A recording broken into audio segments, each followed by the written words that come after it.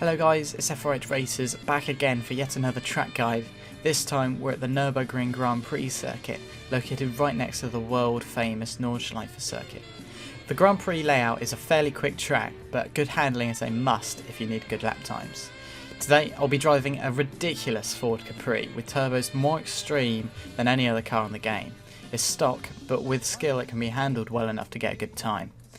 Anyway, let's go for a hot lap and I'll talk you through what you see. As always, do your best to get a good exit out of the final corner for a strong beginning to a lap. Be careful of the wall on the inside, as hitting it can cause an embarrassing end to your lap though. Also be careful of the gravel on exit, but once you're clear, focus on powering up the straight and think about your first braking zone. Turn 1 is also an amazing overtaking point, so think about this in the race. Anyway, brake as hard as you can without locking up. In this Ford I even had to do some serious engine braking in order to get it slowed down, and try to hit the inside curb. This is tricky, but it doesn't matter if you miss it slightly though, as it won't cost you too much time. On exit, the car will really want to spin its wheels, so straighten it up as soon as you can in order to stabilise it. Then, move to the outside of the track to get a good line through the next left. Brake enough to slow it down, but don't brake too much as you need to get a nice run through here if you want to get a good time. Make sure you get a nice late apex as well, and don't run out too wide. No wider than I did on this lap. You can see that I was in fact nearly punished by the outside curb myself. Now for one of my favourite corners on the game. Brake late and make sure you're turning in during the braking zone.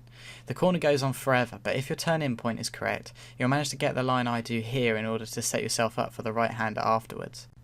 Another very important tip as well is to not touch the throttle as you go through this corner, as it simply unsettles the car on exit.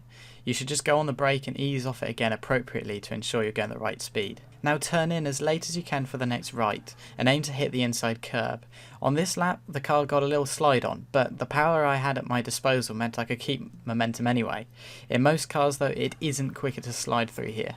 Make sure you keep 2 wheels in the white lines here as well on exit, as if you get out too wide your lap will be invalidated. Now for another fun corner. Brake a small amount and fling the car around this left. On exit, keep to the middle of the track so that you can brake for the next right. Here, a much more substantial use of the brake is needed. Turn in late in order to late apex the corner and get the exit out of it. In this Capri, I short shifted to third here as it made it much more stable. If you're in a power car, experiment and see if this would be beneficial for you too. Now get on the power as we approach the longest right-hander on the track. You can brake really late here because of the camber of the corner.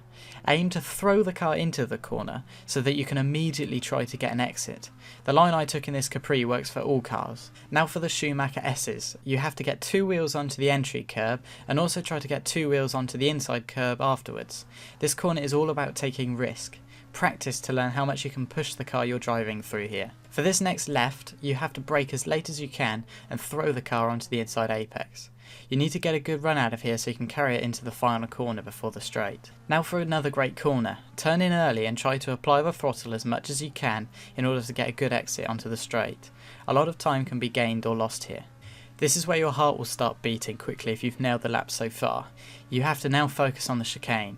You need to brake early and get as tight on entry as you can. Then you have to mount both curbs if you want to get the most competitive time.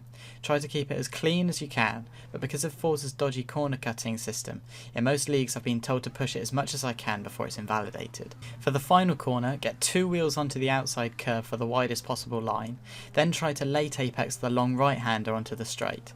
Again, be careful of the gravel on the outside and also the wall on the inside. Now power it up to the line, and that concludes an incredibly quick lap of the Nurburgring in this car.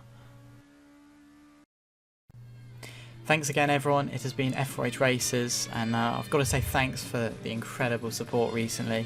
At the time of recording, about 2 subs away from getting to 200, and that's absolutely immense considering I had 100 subs about 2 weeks ago, so the growth recently has been monumental and I can only say thank you. Still though, if you could follow me on Twitter that would be insane, and also leave a like as it helps me out. But other than that guys, thank you very much for watching and I'll see you next time.